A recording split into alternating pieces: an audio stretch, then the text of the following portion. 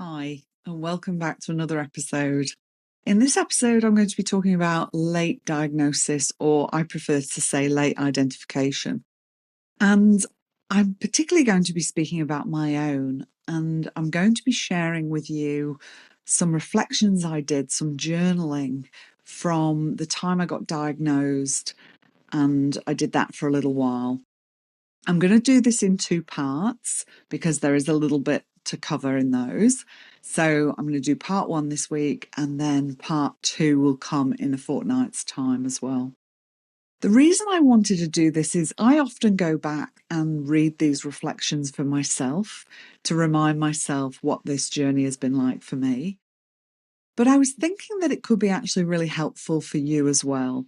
Now, you might be somebody who has known that you're neurodivergent for a long time, or you may recently have been identified, or you might be curious and starting to notice some things about how you operate in the world, the type of people that you tend to get along better with. And you might be curious about whether going for an assessment is something that's going to be worthwhile for you. I hope there's something for all of you in these reflections, and I'm going to share them with you.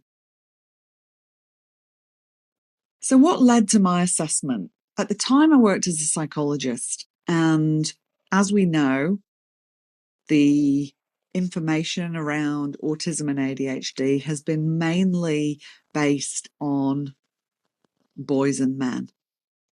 And it's not until more recent times that we've had more information coming through about what this looks like in women and girls. So I had been doing some learning and I'd started to notice things in my clients. And for some of them, I was recommending that they had an assessment.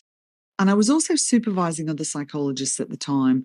And I would hear cases and I would ask the supervisee, did they think perhaps the client might be neurodivergent? One night I went home and I was thinking about the reasons that I was suggesting assessment for people and realized that these were things I experienced myself and thought, you know what, it's probably time that I get an assessment. So I spoke to a trusted colleague who gave me the details of somebody. I went ahead and had an assessment and ADHD was confirmed. So I'm an autistic woman with ADHD. So to my journaling. Diagnosis. Yesterday I was diagnosed with autism and ADHD. It felt validating and helped me make sense of quite a lot about myself.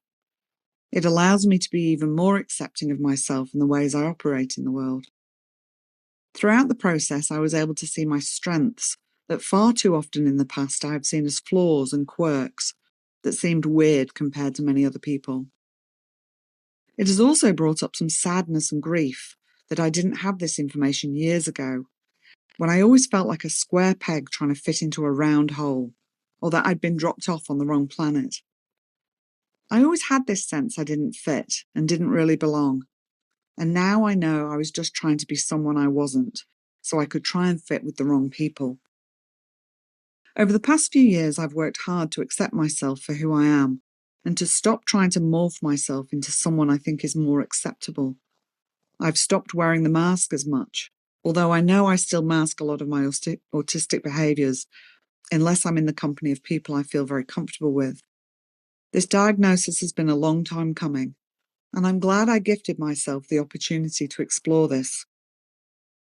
I have no doubt that a range of emotions will surface over the next little while, and that's okay.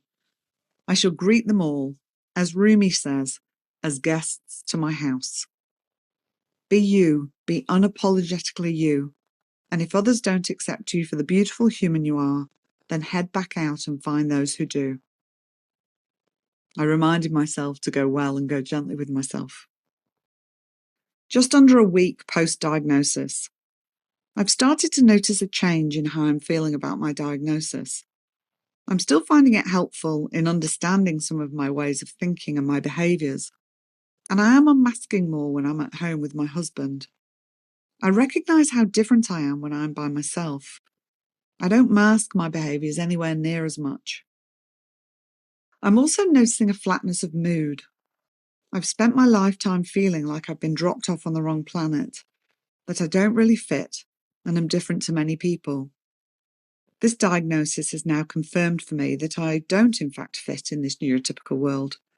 I am in many ways different, and this is making me feel sad and bordering on a sense of hopelessness that I have felt many times in my life. I also trust that this feeling will pass. I have no doubt there will be many different feelings show up over the next while. I'm having some difficulty in choosing who to share my diagnosis with.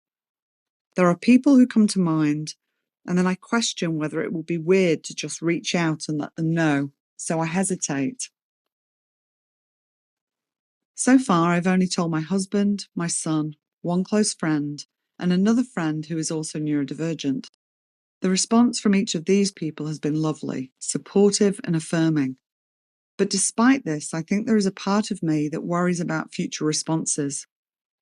I know this information is mine to share, or not, as I feel like, and I'll see how I feel as I go.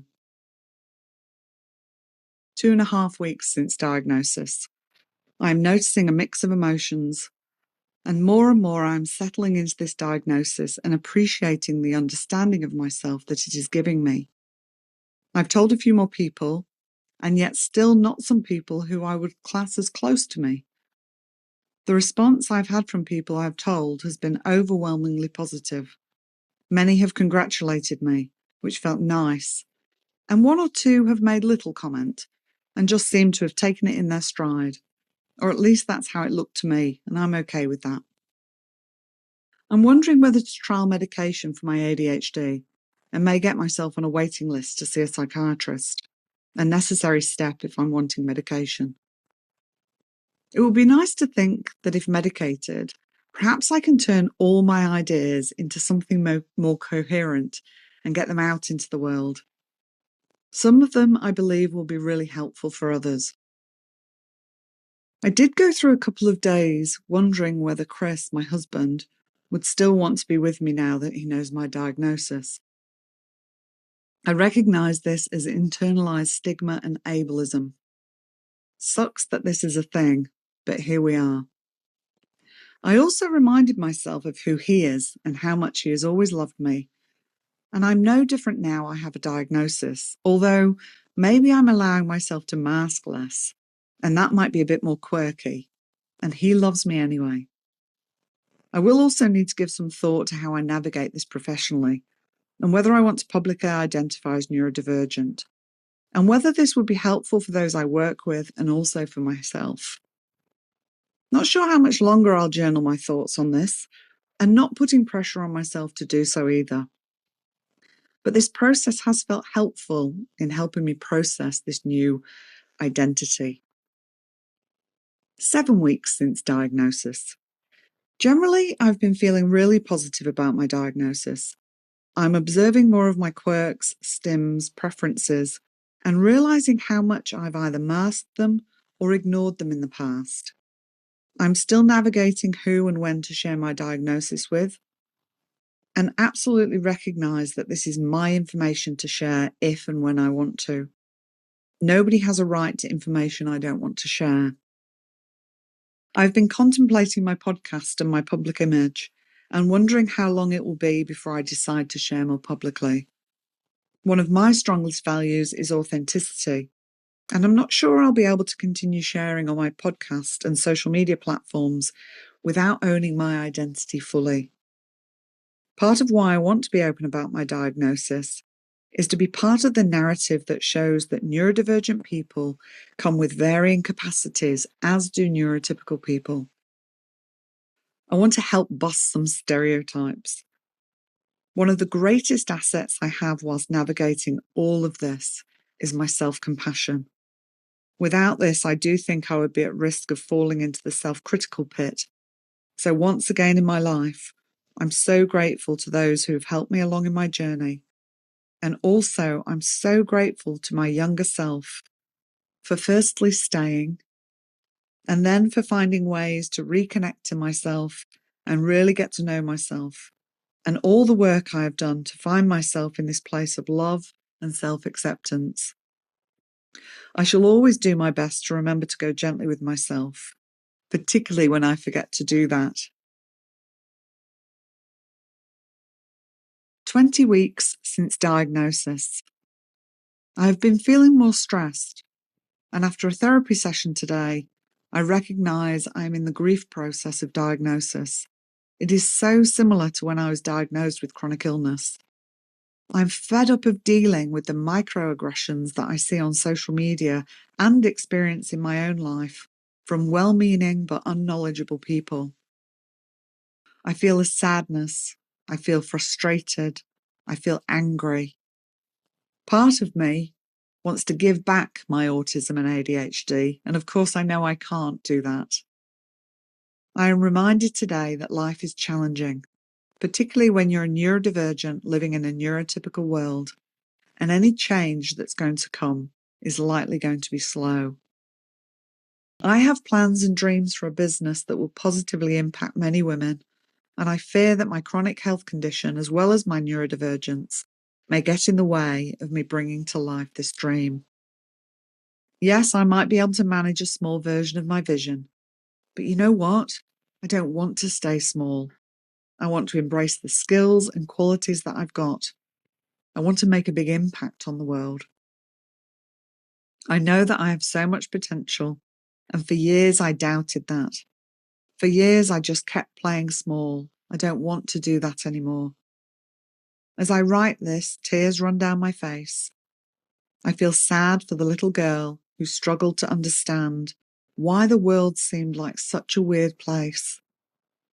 I feel sad for the teenager who thought leaving this world was a better option. I feel sad for the young woman who ended up in relationships that were just not healthy because she didn't understand the signs. I feel proud of all those versions of my past self that persevered, took risks, and had the courage to get me where I am today.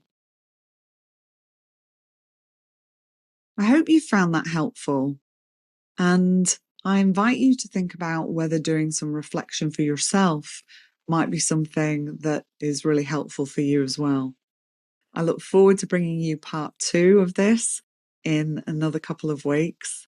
And thank you for joining me. Thank you for being here. And go well and go gently with yourselves. Bye.